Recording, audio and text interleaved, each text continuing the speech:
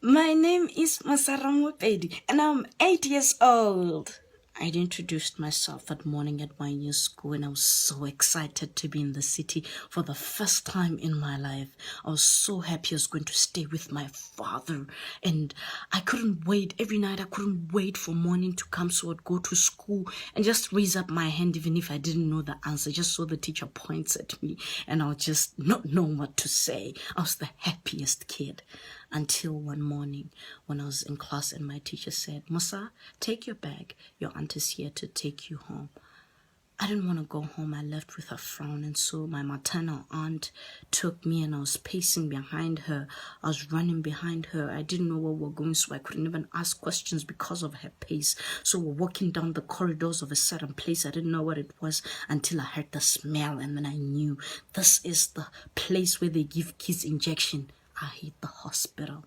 It was the hospital. Before I could ask, where's Mama? She said, sit here, I'm coming. And she left, and when she came back, a few minutes later, a little boy came, walking, staggering, trying to find balance behind her, approaching us. I didn't want to play with boys. Mama said, don't you ever play with boys. And so I took a few steps backwards as the boy approached, and I didn't want to be anywhere near him until he sat down, and I didn't have a choice, and I squinted my eyes to realize that this face is a familiar face. And so the little boy said, I'm better, my daughter.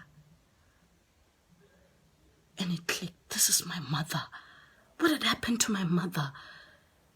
She had faded away. She had gone so tiny. She had grown so weary. And my eyes swelled up with tears. And before I could utter a word, Mama, my aunt took me away and we left the area. The following morning, I went there again with my grandmother. And when we got there, the doctor said, follow me to the office. And when we got to the office, we sat down and he gave us a plastic bag, a black plastic bag that we usually use for rubbish. And so he says, her stuff are in there. My grandmother says, how do you put my daughter's stuff in here? He says, because she's gone. By the time my grandmother hears the words, she's inside the plastic and she falls inside. And so she raises her head. When she raises her head, she's wearing my mother's underwear on her face.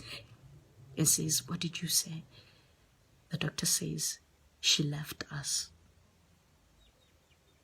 I was confused as we left, and my grandmother was telling me that I would never see my mother again. It was a huge gap in my head, but a huge gap that propelled me.